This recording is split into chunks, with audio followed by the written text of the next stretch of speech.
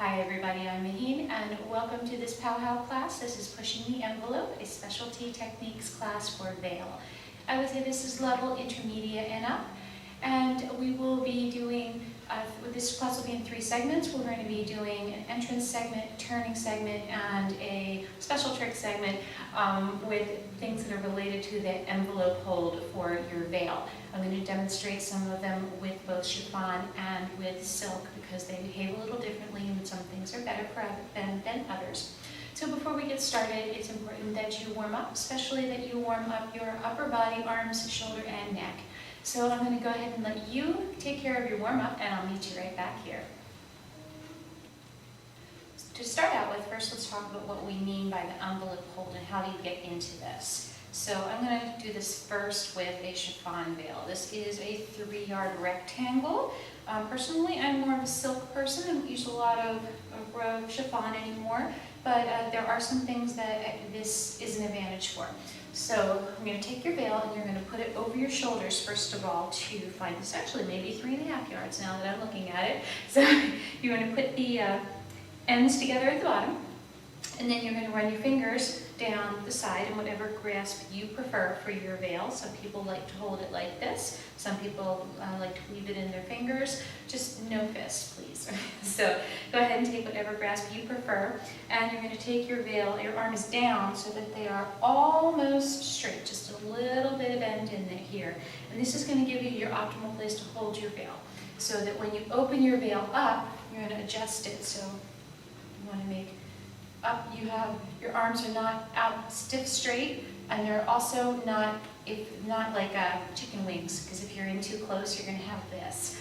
So, but to have them out enough that you have some tension across the veil in the back, that's going to give you a good control over some movements that you'll need that for. So to get into an envelope hold, what you're going to do is you're going to have your veil here in one hand, and then you're going to have to take your veil here, and sometimes you have to change this hold. Like to get into here, I can put this between my fingers. Sometimes I like to do it between my pinky and here, and then I can get the other side of the veil in here. I'm going to come close because this is really important to how we get this to work. So if you look at my hands here, I can have this and I can kind of weave it in here and have this hand holding it here, and then I need this hand here, but what I need is this space. This is key for making a lot of the things we're going to be doing work. So make sure that you have this fabric held separately, because you can't hold it together like this. This will not work well for anything that we're going to be doing today. So make sure that you get comfortable in a hold that's something like this, where you have your fabric definitely apart in 2 parts. All right, so coming back here. And what we're going to do is we're going to have the other hand in the folded end here, and this here is your envelope position. Now you notice here that you can kind of see me through this, and that's one of the advantages of chiffon. Okay, and if you have a silk veil on, then most likely in most conditions you are not going to be able to be seen through it. Although I did have one of my veils with silk veils recently up on the stage with theater lights, and in the video you could kind of see my outline, not entirely though. So this you would definitely have better visibility. So you always want to know what your audience can see. So now that we know how to get into our envelope hold, the first segment of this class is going to be about things you can do in an entrance to play with this hold and make things interesting. So if you come out from your backstage area or wherever you're waiting, and you come out here, now from here you can do all kinds of things, just a nice walk and turning, some spinning. All of these things are very nice to get started with, and a little bit of mystery, they can't see you. Remember that if you have a chiffon though, there are things more that they will see that you can't see with silk. For example, large undulating movements like this can be really beautiful and will be seen under here. So the long and short of the story is, if you have a chiffon veil, you can spend more time completely covered like this because you can keep it interesting longer and before you move into some other things. Whereas if you wrap up with your silk, then you can come out and you can do some walking and spinning, but you're going to need to get into some other things to keep things interesting fairly soon. All right, so I think for a lot of the things that silk handles better, not so much in the entrance part, but in the spinning section for sure, you'll definitely want something that is silk and preferably a half circle. So from here, when we're up here, let's talk about some of the things that we can do as we enter. One of the things is when we are forward to our audience, we can just take a little peek at them.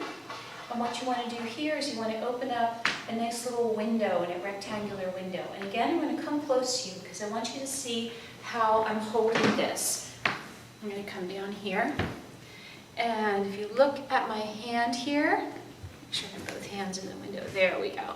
All right, you can see that I'm holding this apart. This is going to give me a window that is wide enough that I can get my eyes through there like that, and make sure that if I can see them, then they can see me.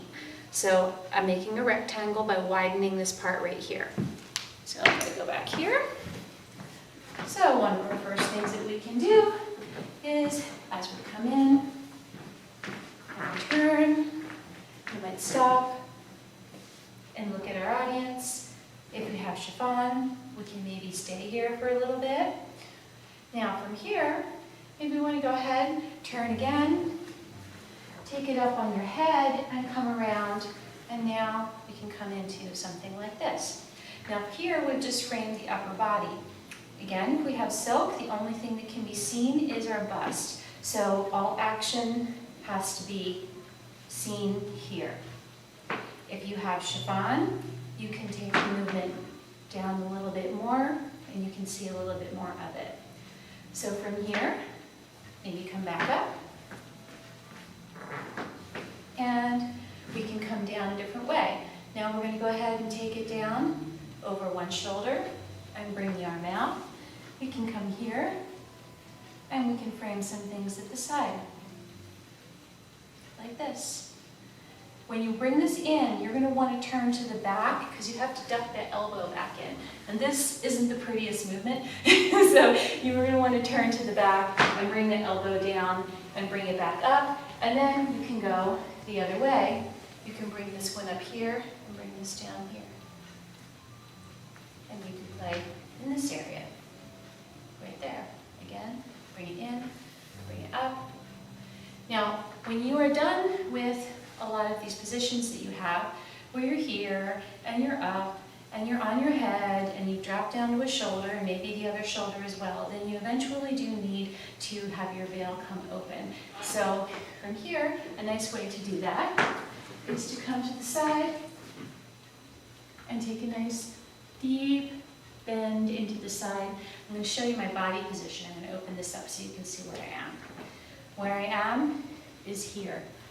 So I'm bent into this leg, I'm bent at the hip, and I'm keeping my body, my spine, nice and straight.